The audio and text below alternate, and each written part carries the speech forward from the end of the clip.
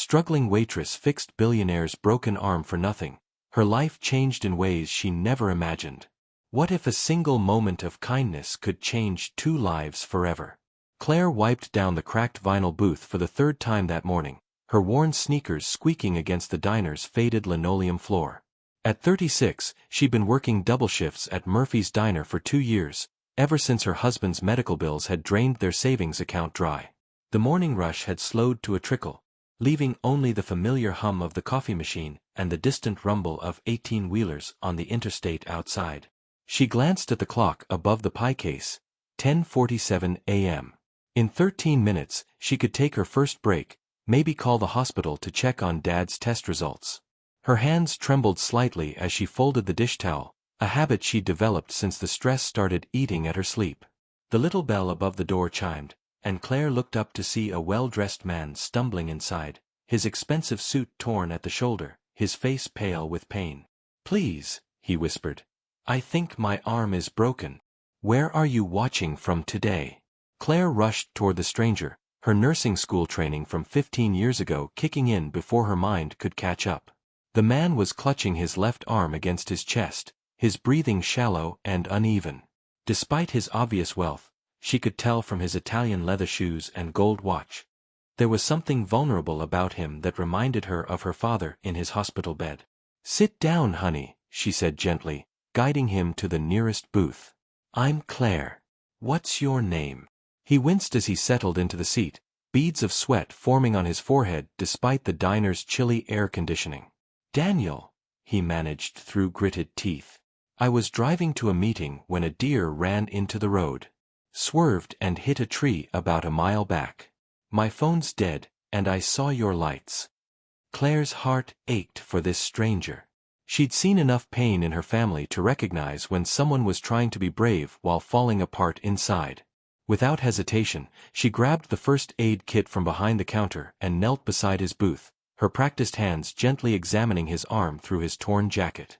"This definitely needs a doctor," she said softly, "but I can make a temporary sling to stabilize it until we get you to the hospital." Daniel watched her work, surprised by her confidence and the way her touch managed to be both professional and deeply comforting. Most people in his world wanted something from him, but this woman seemed focused only on helping. As Claire fashioned a makeshift sling from dish towels, she kept up a steady stream of gentle conversation to distract him from the pain. She told him about her father's recent surgery, how she'd learned to stay calm during medical emergencies, how this little diner had become like a second home to her. Daniel found himself genuinely listening, something he hadn't done with a stranger in years. "Why are you helping me?" he asked quietly as she adjusted the sling with careful hands. "You don't even know me." Claire paused, meeting his eyes with a warmth that seemed to light up the dim diner. "Because that's what people do for each other," she said simply. "Besides, you look like you could use a friend right now." Neither of them realized that this moment would become the foundation of something neither expected. After Claire called for an ambulance, Daniel insisted on waiting with her rather than having her close the diner early. As they sat together, he learned that Claire had been working 16-hour days to pay for her father's heart surgery, that she'd given up her nursing career to care for her family, and that she hadn't taken a real day off in months. Her selflessness struck him as profound in a world where most people he encountered were motivated by personal gain. "You mentioned nursing school," Daniel said, watching her pour him coffee with hands that had clearly mastered the art of caring for others. "Do you miss it?" Claire's smile faltered for just a moment. "Every day," she admitted, then quickly brightened. "But family comes first, you know? Dad raised me by himself after Mom died, worked 3 jobs to put me through school. Now it's my turn to take care of him." Daniel felt something shift inside his chest, a recognition of love and sacrifice that he'd forgotten could exist. In his world of corporate mergers and board meetings, people's motivations were usually transparent and self-serving. But Claire's devotion to her father reminded him of his own grandmother, who had raised him with the same fierce, protective love after his parents died in a car accident when he was 12. The ambulance arrived, and as the paramedics prepared to take Daniel to the hospital, he realized he didn't want this connection to end. "Claire," he said, reaching into his jacket pocket with his good arm, "please take this for your father's medical bills." He pulled out a business card with a check already written on the back, for $50,000. Claire stared at the check, her face going pale. "I can't accept this," she whispered, her voice shaking. "I didn't help you for money. I helped you because it was the right thing to do." "I know," Daniel said gently. "That's exactly why you deserve it." As the paramedics wheeled him toward the ambulance, Claire looked down at the business card. Daniel Morrison, CEO, Morrison Industries. Her breath caught. She'd heard that name on the news. Morrison Industries was worth billions. If this moment touched your heart, please give this video a thumbs up. But what Claire didn't know was that Daniel Morrison had been on his way to finalize the sale of Morrison Industries that morning, planning to walk away from the business empire his grandmother had helped him build. Meeting Claire had reminded him of something he'd lost along the way: the simple power of human kindness. 3 days later, Claire stood in her father's hospital room, the check still folded in her pocket, untouched. She'd tried to research Daniel Morrison online, but the more she read about his wealth and success, the more uncomfortable she felt about accepting his money. Her father, breathing easier after his successful surgery, noticed her distracted demeanor. "What's eating at you, sweetheart?" he asked, his voice still weak but filled with the same gentle wisdom that had guided her through every difficult decision in her life. Claire told him about Daniel, about the accident, and about the check that could solve all their financial problems. "But Dad," she said, tears forming in her eyes, "what if he thinks I was kind to him because I knew who he was? What if this changes who I am?" Her father reached for her hand with fingers that trembled slightly from the medication. "Claire, honey, your kindness isn't something that can be bought or sold. It's who you are, in your bones. If this man wants to help us because your heart touched his, then maybe that's not about you taking something you don't deserve. Maybe it's about him giving something he needs to give." Meanwhile, Daniel lay in his own hospital bed across town, his arm in a proper cast, staring at the ceiling and thinking about Claire's words. That's what people do for each other. He'd built his fortune by being calculating, strategic, always thinking 3 moves ahead. But Claire had helped him simply because he needed help, expecting nothing in return. It was a purity of motive he'd forgotten existed. His assistant brought him reports about the proposed sale of Morrison Industries, but for the first time in years, Daniel couldn't focus on profit margins and market projections. Instead, he kept thinking about the way Claire had knelt beside his booth, how her hands had been so gentle as she made his makeshift sling, how she'd talked to him like he was just another human being in pain rather than a CEO worth $3 billion. That evening, Daniel made a decision that surprised even himself. He called his lawyer and canceled the sale of Morrison Industries. Instead, he wanted to transform the company's mission to create a foundation that would help people like Claire, those who sacrifice their own dreams to care for others. Have you ever faced something like this, where helping someone else showed you something important about yourself? Let us know in the comments. But first, Daniel needed to see Claire again, to thank her properly, and to make sure she understood that her kindness had changed his life just as much as his check could change hers. A week later, Claire was wiping down tables at Murphy's Diner when the little bell chimed again. She looked up to see Daniel walking through the door, his arm still in a sling but his color much improved. Behind him walked an older woman with kind eyes and silver hair, and Claire immediately recognized the same gentle strength in her face that she'd seen in Daniel's during their first meeting.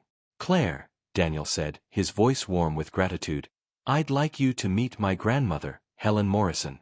"Grandma, this is the angel I told you about." Helen stepped forward and took Claire's hands in both of hers. "My dear," she said softly, "Daniel has told me how you cared for him, how you reminded him of something we'd both forgotten about the simple power of helping one another. I haven't seen him this inspired in years." Claire felt tears welling up as she realized this wasn't just a thank you visit. Daniel had brought the person who mattered most to him to meet her, and there was something profound in that gesture. "Claire," Daniel said, his voice steadying as he found the courage to share what he discovered, "meeting you reminded me why my grandmother and I started Morrison Industries in the first place, to build something that would help people, not just accumulate wealth. I've decided to transform our entire company mission." He paused, looking nervous for the first time since she'd known him. But I need someone to head our new healthcare initiative. Someone who understands both the medical field and what it means to sacrifice for family.